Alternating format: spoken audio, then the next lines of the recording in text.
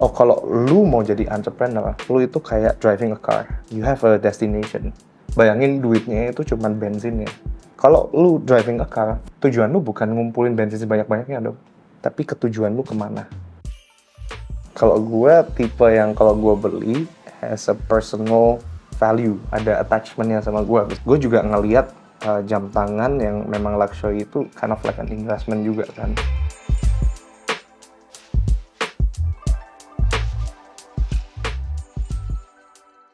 Hai all, welcome back. Hari ini kita kedatangan Bro Stanley. Hello. Halo bro, thank you banget nih udah jauh-jauh datang. Thank you. Tadi dari Kuningan ya. Thank you for having me. Thank you, Ryan. Nah, jadi Bro Stanley ini siapa sih? Coba dong perkenalin diri. Okay, hello everyone.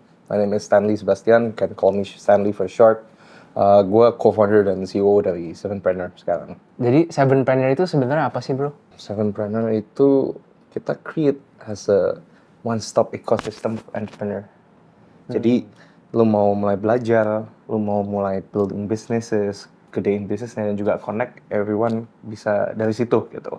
Jadi Sevenpreneur, we see that the Indonesian business ecosystem tuh biasanya mereka cuma accelerator ya kan, atau mereka cuma provide the funding.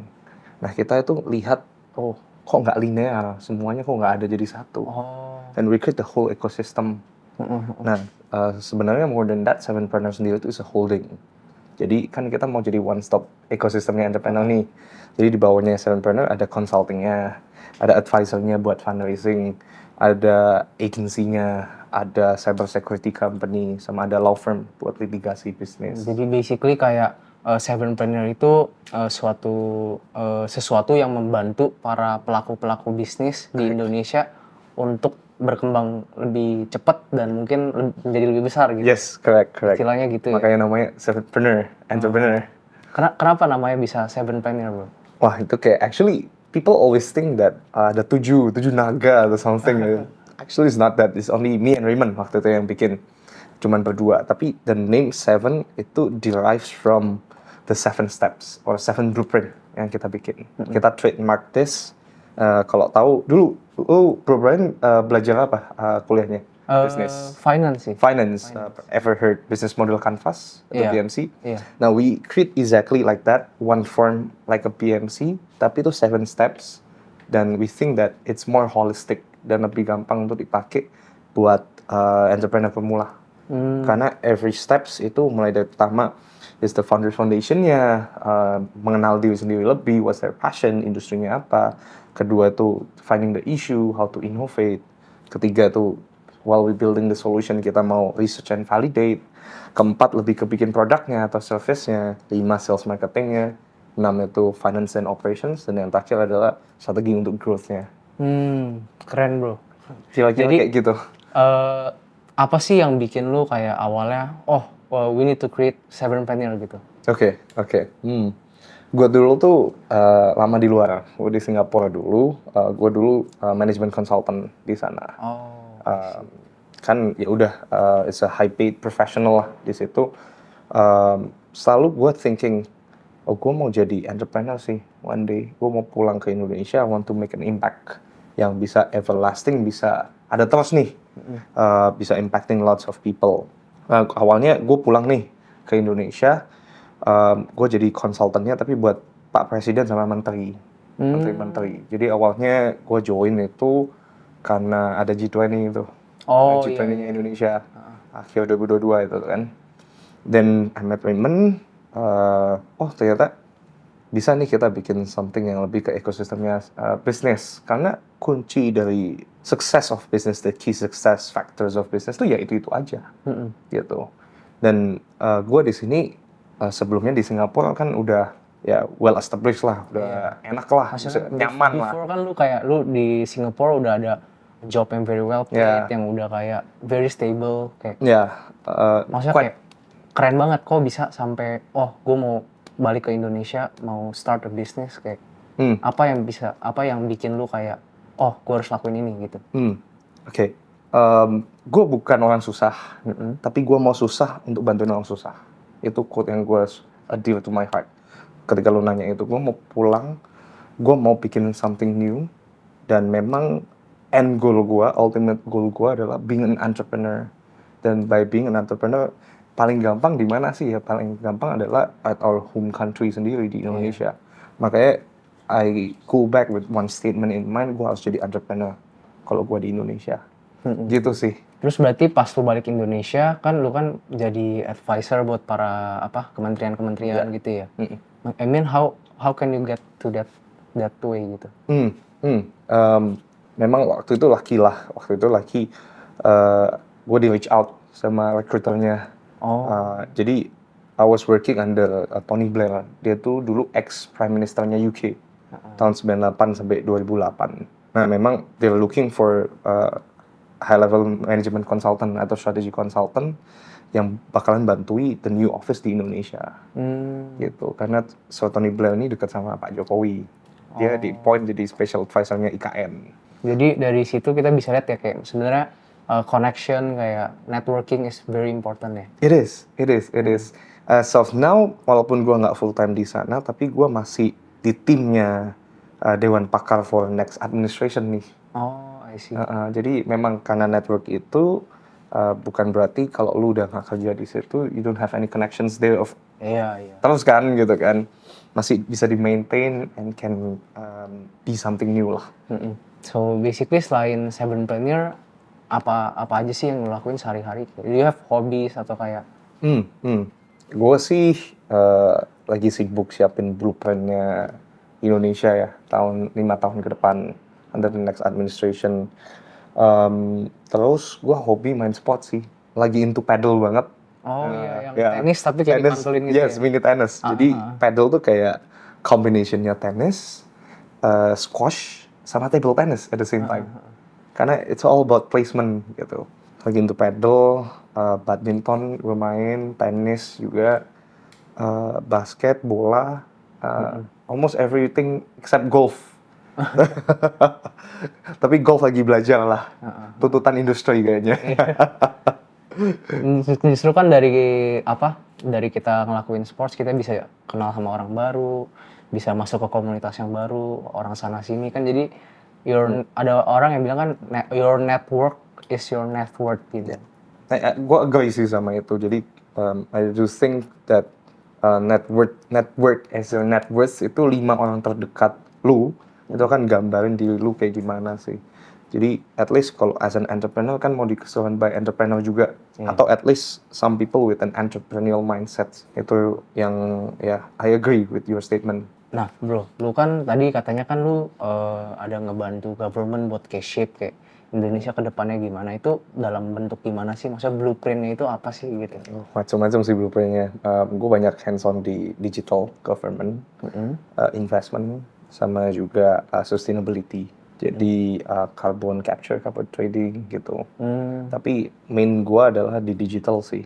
Karena background gue emang computer science dulunya. Iya. Dari computer science, terus ke consulting, terus sekarang jadi entrepreneur. Yes.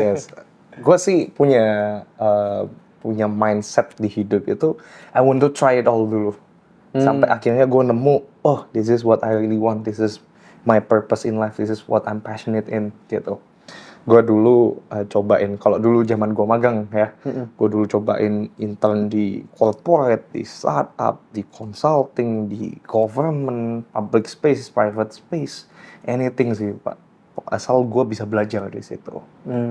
Dan at the end of the day gue tahu career path gue mau kemana nih. Berarti lu kan banyak working together sama kayak government people gitu-gitu ya. Gimana sih cara maksudnya bisa kenal mereka itu? Maksudnya gimana gitu?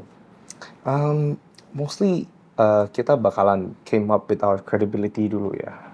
Gue pernah ngelakuin ini, gue pernah bikinin blueprint ini itu gitu, strateginya kementerian ini itu gitu kan. And then afterwards gue lebih ke personal lebih ke emotional attachmentnya sama mereka, personalnya mereka. Kan banyak kan kita engage sama bapak ibu lah ya. Iya. Jadi mulai nanyain keluarganya mereka gimana, kesukaannya mereka apa gitu. And of course karena gue lumayan into fashion, luxury fashion, itu bisa nyambung juga di situ. I see. Jadi kayak lu have something to offer lu gitu. Iya, kind of. Bukan cuman gue credibility-nya apa, tapi something that I can work with them ke depannya in the future sih. Karena dari situ kan jadinya orang jadi mau kenal sama kita. Yes. They want to maintain the relationship gitu kan. Yeah, they see the value in each other lah. Iya. Berarti lu dalam sehari-hari itu lu banyak suka tentang luxury fashion gitu-gitu ya? Iya, benar. Gue orangnya into fashion lah. Itu tren apapun dulu gue waktunya hypebeast beli hypebeast gitu kan. Tapi kan sekarang kan zamannya old money ya. Jadi kayak udah berubah lah zaman taste fashionnya. Lu sendiri tapi ngelihat sebuah luxury fashion kayak mungkin baju, tas atau apa itu sebagai apa gimana sih gitu? Not only as a symbol of status, tapi gue emang suka bahannya, materialnya gitu. Gue appreciate ini barang-barang yang memang bagus, well crafted, tapi juga these goods juga bisa bantu gue untuk get to the right network juga sih. Tapi menurut lu luxury fashion itu maksudnya kayak lu menampilkan diri lu itu dengan sesuatu yang luxury itu penting gak sih? It depends on the occasion sih menurut gue. Jadi kayak nggak harus selalu always gitu. Gua go out there pakai luxury fashion, well dressed. Ada saatnya memang gua harus memang sesuaiin dengan situationnya. Gua harus sesuaiin dengan lawan audiens gua, counterpart gua bicara gitu. Misalnya gua diajakin pemerintahan nih, ya gua harus pakai batik dong. Jangan pakai yang luxury fashion, batik aja is okay. Apalagi kalau diajakin buat keliling ke warga-warga, nah itu different story lagi. Jangan sampai pernah pakai luxury fashion di sana malahan. Jadi how do you look kayak about watch? Kayak menurut lu jam tangan itu sebenarnya apa sih? Jam tangan itu sebenarnya ya kalau gue personally is part of the fashion juga, ya kan? Karena kan you wear it every day. Dan jadi jam tangan itu juga always being a hot topic kalau kita ngobrol sama men ya biasanya ya, sama cowok ya, sama pria ya. Karena kan sebuah kayak hobi gitu, collecting watches gitu. Yes, benar, sebuah hobi. Kalau gua sih memang jam tangan is another accessories dari another piece dari fashion gua sih gitu. Tapi lu sendiri ngelihat jam tangan itu kayak do you wear it daily gitu? Gue wear daily tapi biasanya gue pakai Apple Watch, Pak. Oh iya, memang karena kan itu functionality-nya. Functionality-nya, gue misalnya nggak near my phone, misalnya kalau gue lagi in a meeting lah, gue tutup kan HP ini supaya out of respect. Iya. Nah notification-nya bisa gue lihat dari Apple Watch gue gitu. Memang use case-nya kayak gitu ya? Bener, use case-nya kayak gitu. Tapi lu sendiri kalau ngelihat luxury watch nih, kayak sekarang yang lu lagi pakai nih, Rolex Daytona ya? Daytona, yang full yellow gold. Ini boleh diceritain nggak? Maksudnya, ini jam lu dapatnya kapan? Oke. Nah ini jam yang paling memorable nih, khusus gue pakai buat podcast nih, karena kan kejuaraan jam nih. Ini Rolex Daytona Cosmograph, gold, black dial. Ini dikasih dari bokap gue. Jadi memang sesuatu yang dituruninnya dari bokap lu ke lu. Benar. Itu pasti sesuatu yang kayak ada value-nya sih. Benar, ada personal value-nya dari guanya sama bokap gua. Jadi kalau misalnya gua ketemu bokap gua suka pakai ini, kayak nunjukin lah kalau misalnya ini loh pemberian lu, gua appreciate gitu. Ini dulu dia pernah kerja di US, jadi waktu di US sih belinya. Tapi lu sendiri sebenarnya kayak other than this, lu suka gak sih kayak collecting watches gitu? Gue lumayan lah, tapi maksudnya nggak always beli every year gitu, nggak. Mungkin kalau gue dulu background-nya gue suka F1 nih, right? Karena gue suka F1, pertama-tama yang bisa gue beli dulu luxury watch itu Tag Heuer yang F1. Iya. Itu kayak jam pertama lu ya berarti? Jam pertama gue, yang luxury ya. Kalau jam yang lainnya kan banyak lah, G-Shock, Swatch. Yang kalau yang luxury yang pertama yang itu. Nah bro, tadi kan lu bilang lu suka sama F1 ya? Ya. Lu udah ngikutin F1 tuh sejak kapan? Gua ngikutin F1 zaman Vettel dulu, 2010-an. Apa sih yang bikin lu kayak, lu suka nontonin F1 gitu? Gue suka adrenalinnya ya. Kayak kalau lu overtaking gitu kan, strateginya itu bukan cuman di drivernya, tapi di timnya. Kan F1 is more complex. Bukan cuman drivernya lu harus jago, tapi timnya harus jago. Itu kan kalau nggak salah kan kayak dari mesin-mesinnya semua mobilnya bodinya itu tim yang bikinin semua. Benar, timnya yang bikinin semua, dan each of the team itu bakalan punya, kan model mirip semua kan. Ternyata beda loh. Jadi mau aerodinamiknya itu beda, wingnya itu beda, itu bakalan beda tiap tim. Jadi ada guideline-nya, tapi kayak tergantung kreativiti timnya gitu ya? Ada rules-nya, lu harus minimum kayak gini. Tapi ada beberapa tim, kita bakalan, misalnya tim Red Bull nih, lebih kuat di di lurus, di straights. Dia lebih kencang di straights. Kalau yang misalnya Mercedes gitu, mereka lebih jago waktu turning. Jadi kayak menyesuaikan terhadap si drivernya juga. Benar, jadi race track-nya itu bakalan beda-beda. Who has an advantages on. Terus kalau misalnya dari timnya, sisi timnya juga, itu ada pit stop strateginya biasanya. Karena at least lu dalam satu kali drive race, lu tuh harus ganti ban satu kali. Dan bannya harus beda. Karena ada hard, medium, soft. Nah, kalau hard kan paling kuat nih. Iya. Rubbernya nggak bisa habis gitu. Kalau soft kan lebih cepat, tapi bannya cepat habis. Nah, itu strateginya bakal beda-beda in each of the team and for the driver. Gue baru tahu loh ini. Ya. You should get into F1 nih. Iya. Karena kan kalau F1 kan sponsornya kan Rolex kan dari Bener, Rolex. Dari zaman dulu. Tapi untuk sekarang tim favorit lo apa sih, bro? Gue sih sukanya Lewis Hamilton ya, jadi Mercedes. Tapi next year dia di Ferrari nih. Jadi ya gue dukung Ferrari nih. Tapi gimana sih cara lu lihat jam tangan? Kayak maksudnya kayak lu beli jam tangan itu kalau apa? Kayak biasanya kan ada orang yang beli kalau emang suka, ada juga orang yang kayak they achieve something, they wanna buy it tuh, kayak supaya di saat mereka lihat jam tangan itu mereka keinget terus sama achievementnya. Kalau lu tuh gimana? Kalau gue tipe yang kalau gue beli has a personal value, ada attachmentnya sama gue. Misalnya gue suka F1 nih, makanya gue beli itu gitu. Dan kalau misalnya gue juga ngelihat jam tangan yang memang luxury itu kind of like an investment juga kan. Karena kan harganya appraise over time. Bener sih.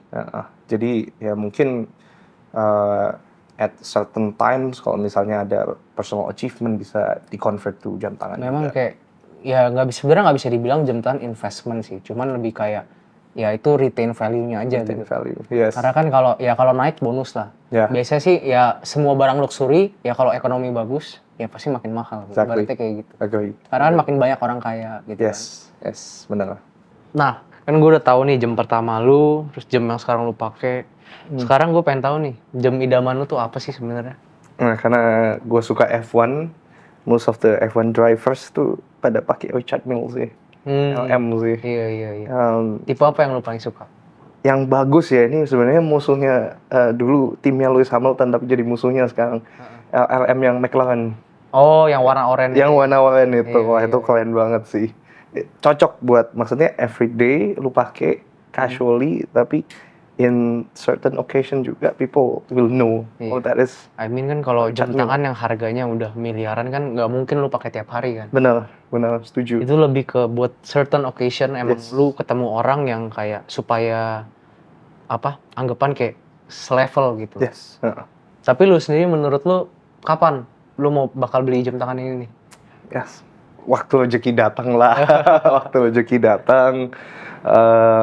Dan kalau gue sih ngelihatnya gue bakalan beli jam kayak gitu setelah gue sudah settle lah gitu. Udah punya anak istri, udah have beberapa duit yang bisa memang digelontorin di more luxury goods, gue bakal beli sih. Jadi memang nggak maksa tapi kayak basically lu mau beli jamnya dengan duit yang kayak duit dingin gitu. Iya, duit dingin. Iya, memang jangan pernah sih beli jam tangan kita harap harganya bisa naik, mau dijual, mau untung gitu. Yes. Itu sebenarnya pemikiran yang salah, karena kan ya jam tangan tuh harganya memang naik on the long run.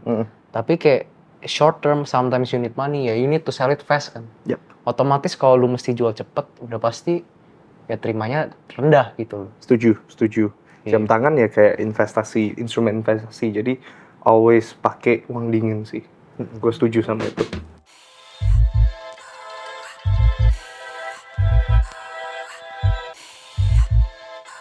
Sekarang kita masuk segmen ke Collector's Corner. Jadi kita mau bahas jam tangan lu tuh koleksinya ada apa aja sih? Oke. Gue nggak banyak sih jam. Mungkin ini Daytona.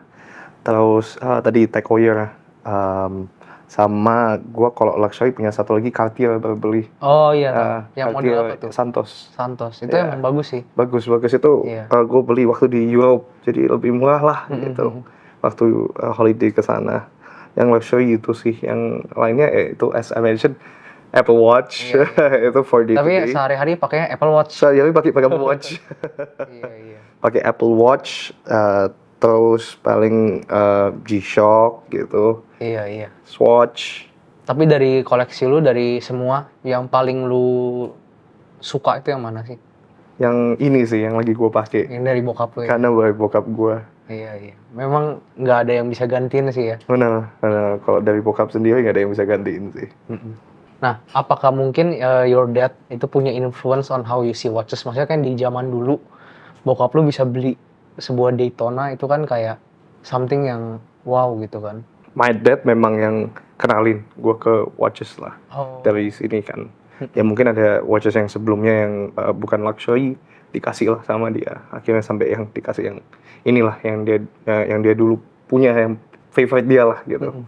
Satu pelajaran dari my dad is ya gue belajar beberapa tipe watch dari dia, dan gue selalu ngeliat kalau at certain occasion pakai tipe watch yang kayak gimana. Nah itu yang dari dia sih. Yang mau yang lebih casual, yang lebih luxury, yang lebih sporty gitu. Iya. Ben, your dad beli jam ini berarti di tahun berapa tuh? Kalau nggak salah 2005. Iya. Pasti belinya dulu masih murah sih. Iya benar. USD kan nggak semahal sekarang, Mbak. Iya. Memang compare-nya gitu sih. Kayak walaupun sebenarnya kita lihat harga nominalnya secara rupiah naik, tapi kita harus take into account kayak inflasinya. Terus kayak US dollarnya gitu kan.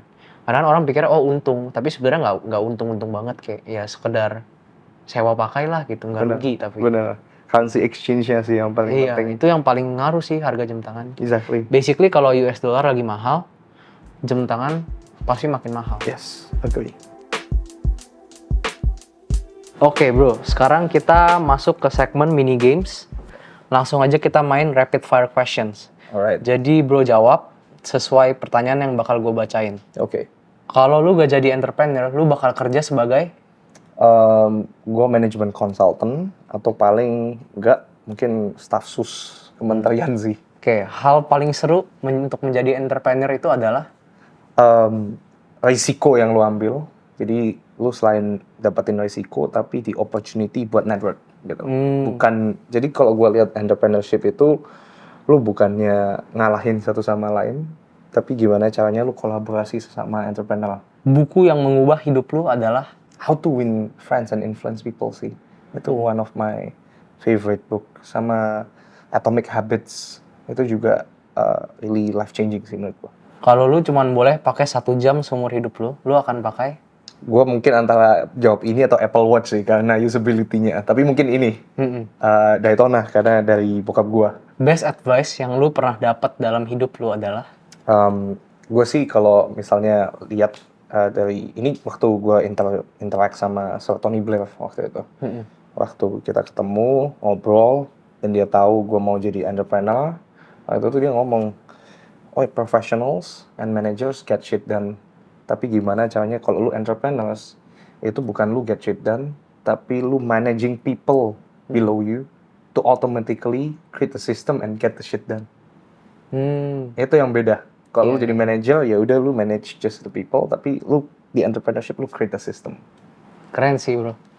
Oke, kalau gitu terakhir nih sebelum kita selesai, boleh gak bro Stanley bagiin advice buat teman-teman yang nonton dan mungkin juga baru mau build a business? I've been through a lot of different markets, different industries. Pernah kerja di 7 market yang berbeda, 7 negara yang beda.